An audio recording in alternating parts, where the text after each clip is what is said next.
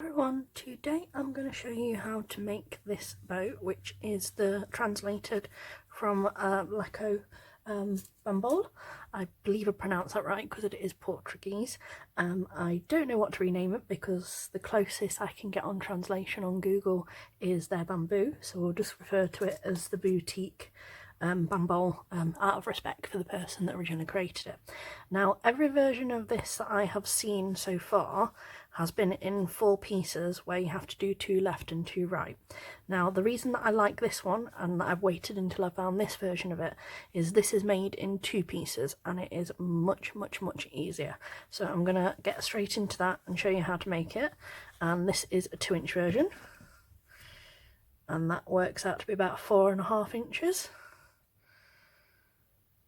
Roughly the same, 4.5 inches wide and long, and we're going to be using 1.5 inch ribbon, and they work out to be about 3.5 with your base bow, or 3.5 by themselves.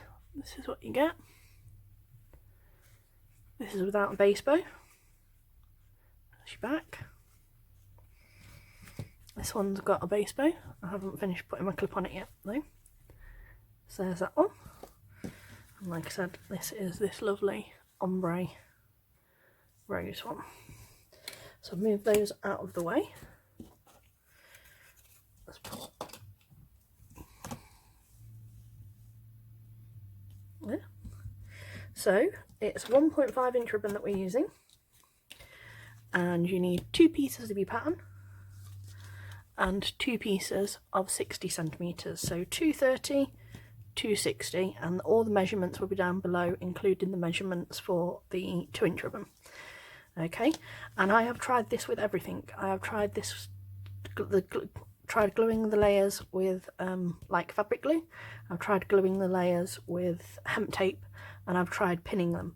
Now for me, pinning them works best, but you can glue if it is easier for you.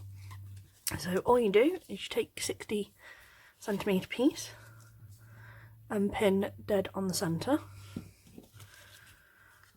and then fold your 30 centimeter piece and overlay like so. Repin, just get them a little more because I can see the white behind the print, and we don't want that. Just make sure it's even. Okay, like I said, we don't want to see any white behind that pattern. There we go.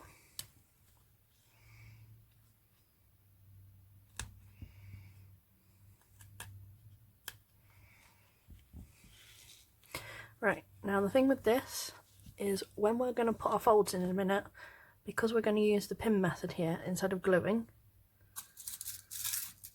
and like I said, if you were going to glue, it's just a matter of taking that, gluing, wait for it to set, and then work your way. But whatever you use, make sure it's something that you know that you can sew through.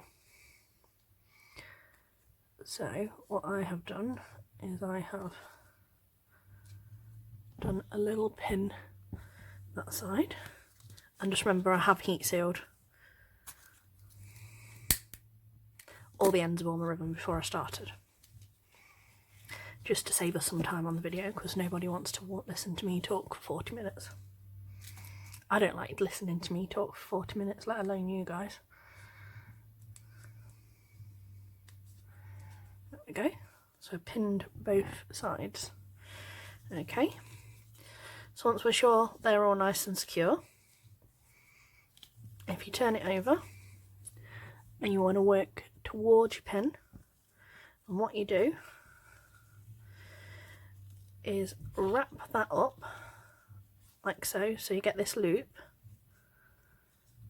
and you want it so that you've got like a little lip of your white where your print meets, so you've got like a little tiny bit overlapping here.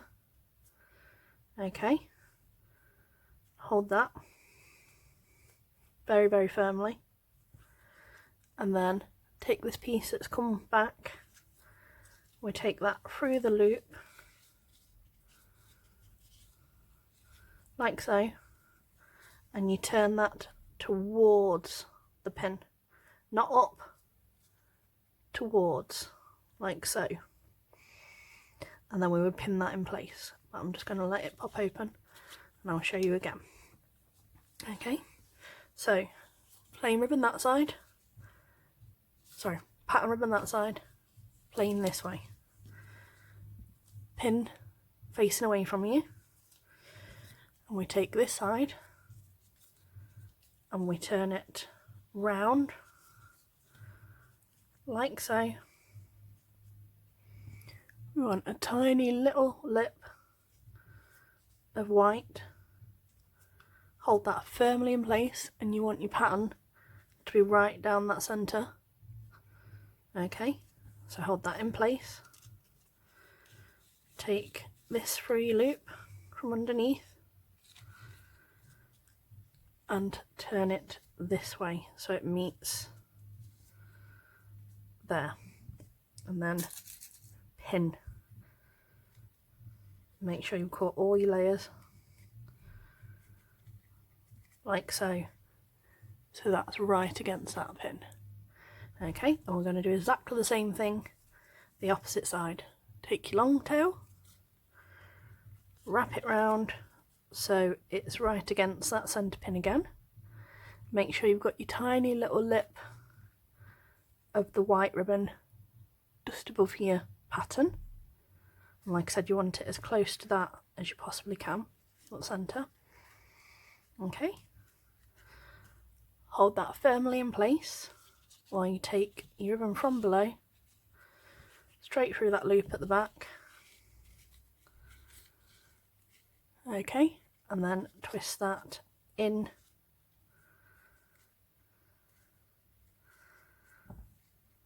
like so and pin.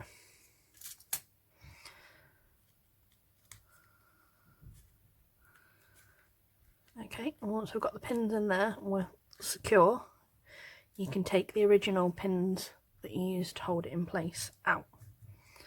Okay, and we are now left with two pieces, because like I said, here's one I made earlier, and this is what your fronts look like, because we were working towards the back. That's what we're going to hide. So this is your front. Okay, and that is the back. Okay, so right, we're going to sew from the front, and what you want to do is just above where the ribbon meets, so the ribbon, centre ribbon's there, just above that we want to be going through here, so just above, 1,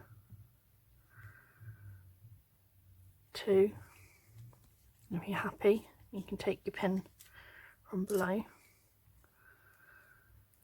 2, 3, sorry I just missed her. When I did my drop, I didn't catch that layer beneath. Okay, that's better. So 1, 2, 3, 4, 5, 6. Okay, so in, 1, 2, out. Right. Like I said, make sure you've cut all of your layers. That's vitally important. Right. And then what we're going to do is make sure all your layers this side are all even to this one. We want to start the exact placement of where you've just gone out this side, 1, and basically line up where your stitches start. So we want them to be almost identically placed to the other side.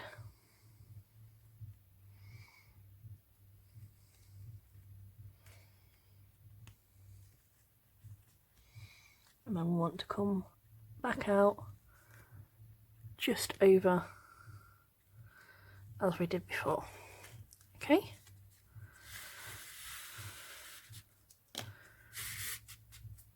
And then cinch that round, and you should get 3 nice even pinches both sides. Okay. And then I basically stitch round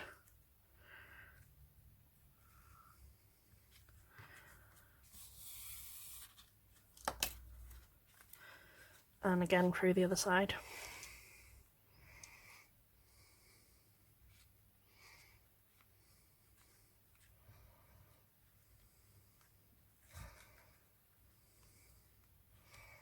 Okay, there's a lot of layers, so it does take some force to get it through sometimes.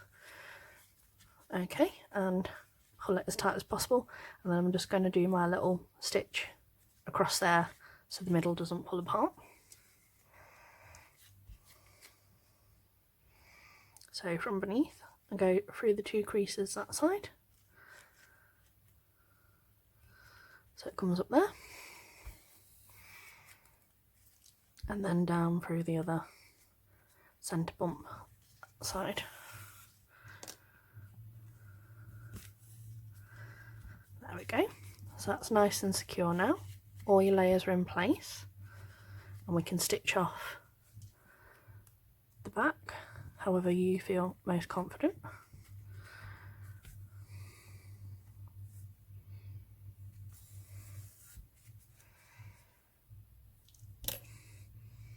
If you can hear any sort of strange noises in the background, apologies. My downstairs neighbours are in the habit of playing repetitive computer games, and it's the background music from that. So there is one side, and we're going to repeat the process exactly the same for this second piece, and then we're going to put them together. And like I said, because we don't want to be watching me talking for ages, I've got here's a pinwheel I made earlier for us. So just put them to one side, and again we want to be starting just before our middle, so from above, 1, 2, like I said, making sure you're catching that layer there. Take a pin out, 2, 1, 2, 3, 4, 5, 6.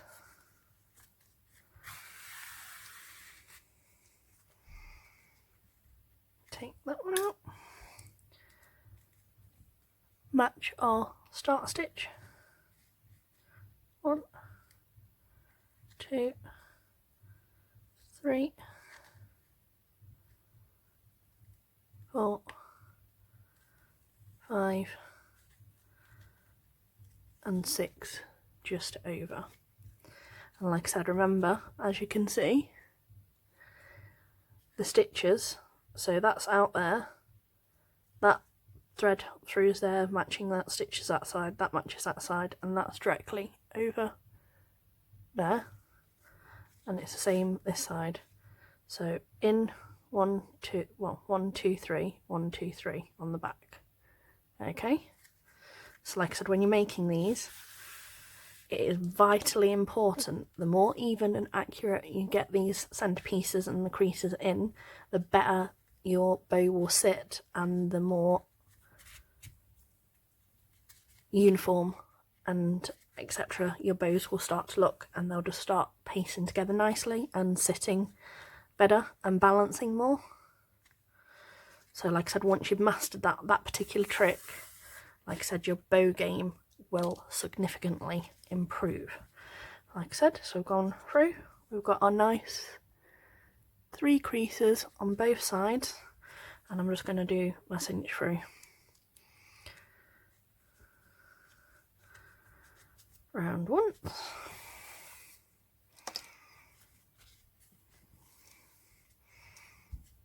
And the other side.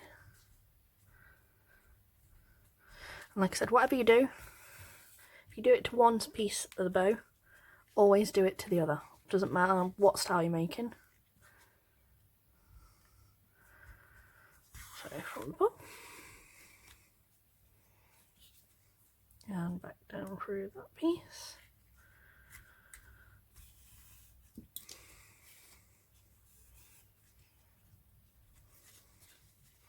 I'm just going to stitch off in the back, and then I'm going to take care of that fraying because we don't want that showing on the back of the bow.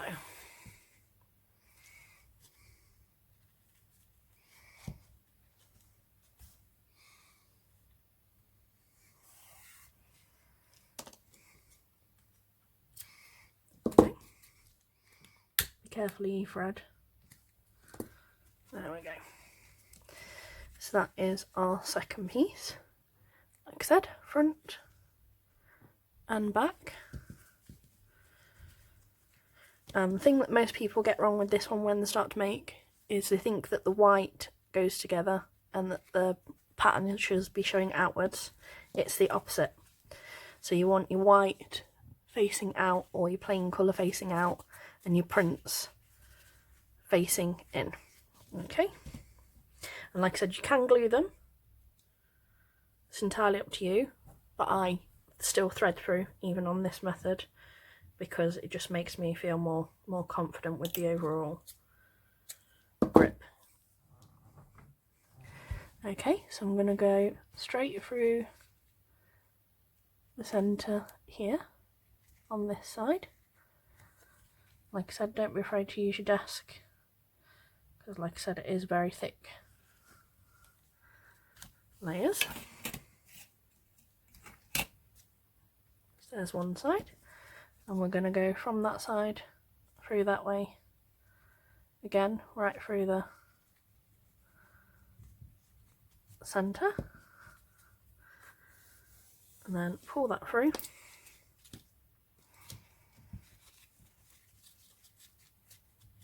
Get your pieces where you want them so that they're all nicely together how you want them to sit. Okay, and then wrap round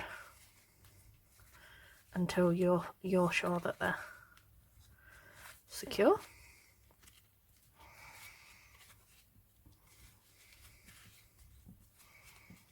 Like I said, it is a boutique. It has got the word boutique in the name, so feel free to manipulate it until you're happy with how it sits.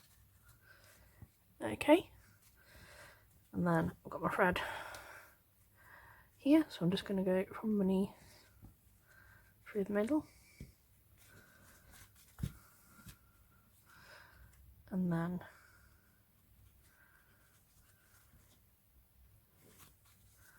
back down, because like I said, I've got my hairs, my pinwheel I made earlier, and I'm going to go straight through the centre of that.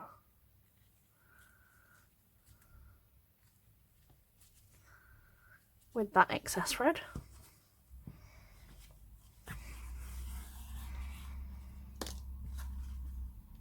Push that up to the back of your bow. Line it up with how you want it to sit. So I've done the tail slightly longer because I'm going to add some embellishments on the ends on this one.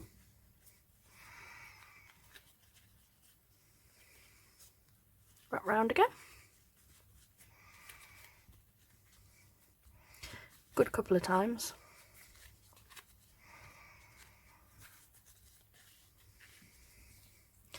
And stitch off.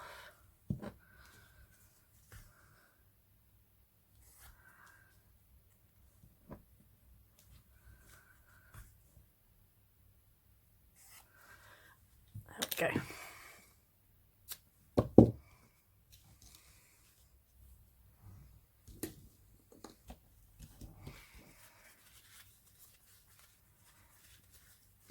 I'm just going to add our clip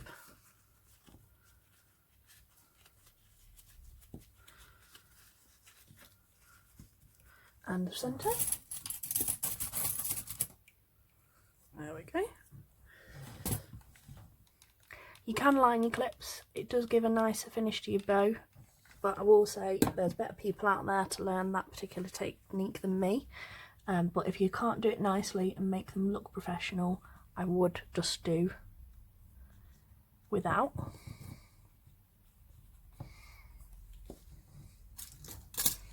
I've got my corresponding white 9mm.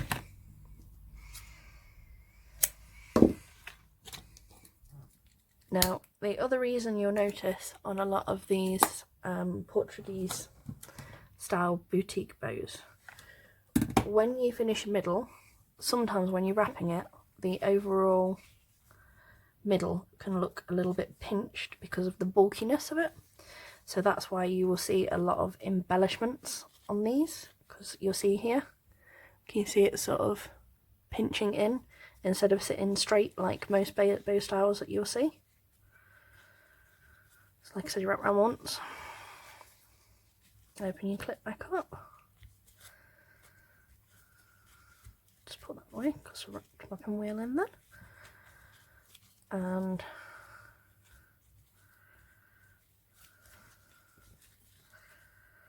I slightly underestimated that. Give me a second.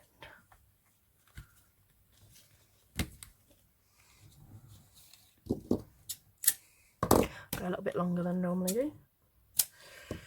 Try that again. And I do heat seal my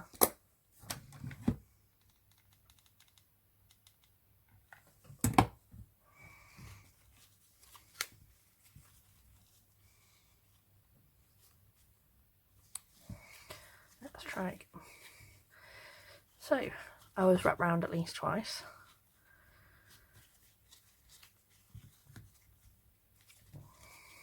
Okay, and I'll show you what I mean in a minute. So on a typical bow, this bit will be nice and squared, but on these styles they tend to have a nice embellishment like a slider or things like that. I'll show you, I'll see if I can find one in my box in a second.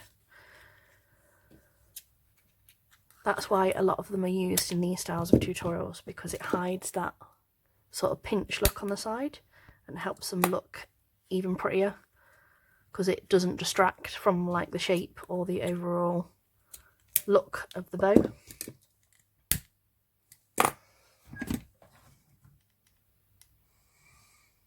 Which those divots can sort of do sometimes. It sort of draws attention from the shape instead of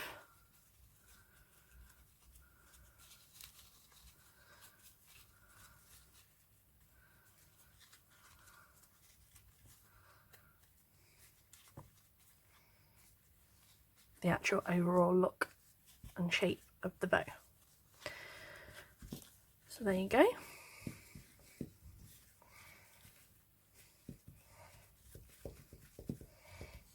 And I'm always one for keeping manipulating it until I'm happy.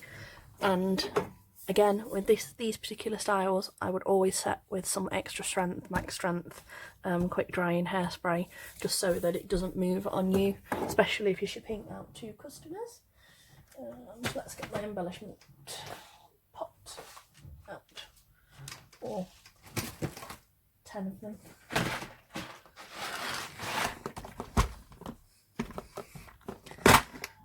So let's have a look.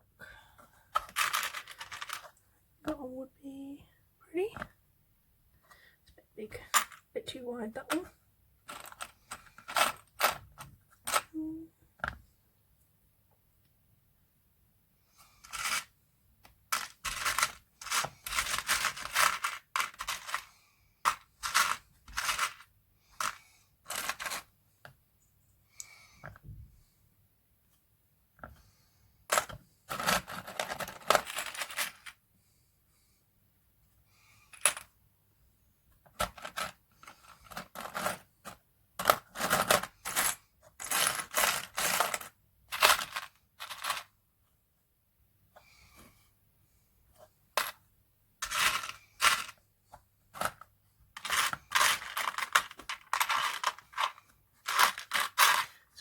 trying to find something.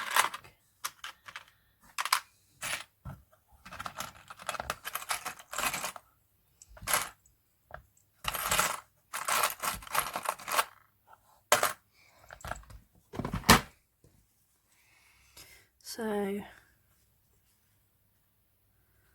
something like that would work, or an actual, I haven't got the right colour for it, but there you go, one of these little, or you can make your own little beaded versions. And like I said, that just helps the overall finish of the bow.